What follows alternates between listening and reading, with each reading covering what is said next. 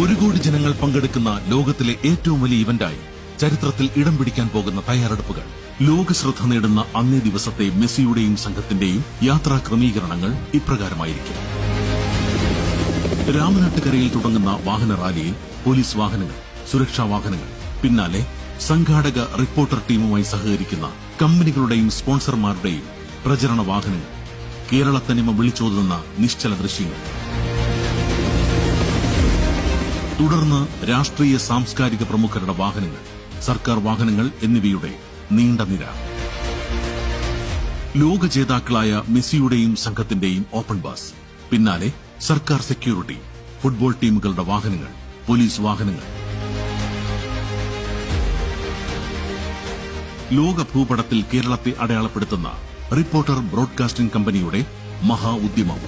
രാമനാട്ടുകരയിൽ നിന്ന് തെക്കോട്ട് എറണാകുളം ഭാഗത്തേക്ക് വാഹന റാലി നീങ്ങിത്തുടങ്ങും.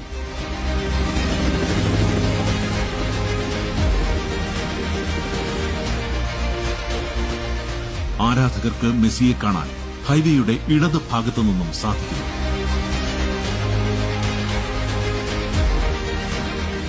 നിരീക്ഷണത്തിനും മെഡിക്കൽ ആവശ്യങ്ങൾക്കുമായി 6 ഹെലികോപ്റ്ററുകൾ, 10,000-ലധികം വോളണ്ടിയർമാർ ഓരോ 5 മീറ്ററിലും സുസജ്ജരായി നിൽക്കും. ഇവന്റിൽ പങ്കെടുക്കുന്ന 1 കോടിയിലധികം ജനങ്ങളുടെ വാഹനങ്ങൾ സർവീസ് റോഡിന്റെ അപ്പുറത്തും പോക്കറ്റ് റോഡുകളിലും ഉൾപ്രദേശങ്ങളിലും പാർക്ക് ചെയ്ത് ഹൈവേയിൽ കയറി നിന്ന് ഇവന്റിന്റെ ഭാഗമാകാം.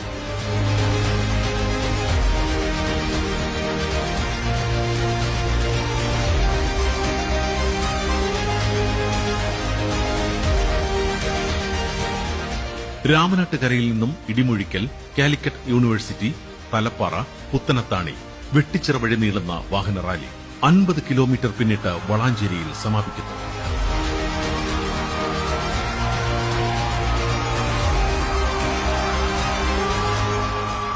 വളാഞ്ചേരിയിൽ നിന്നും അർജന്റീന ടീമിനെ ഹെലികോപ്റ്ററിൽ ഹോട്ടൽ റൂമുകളിൽ എത്തിക്കുന്നു.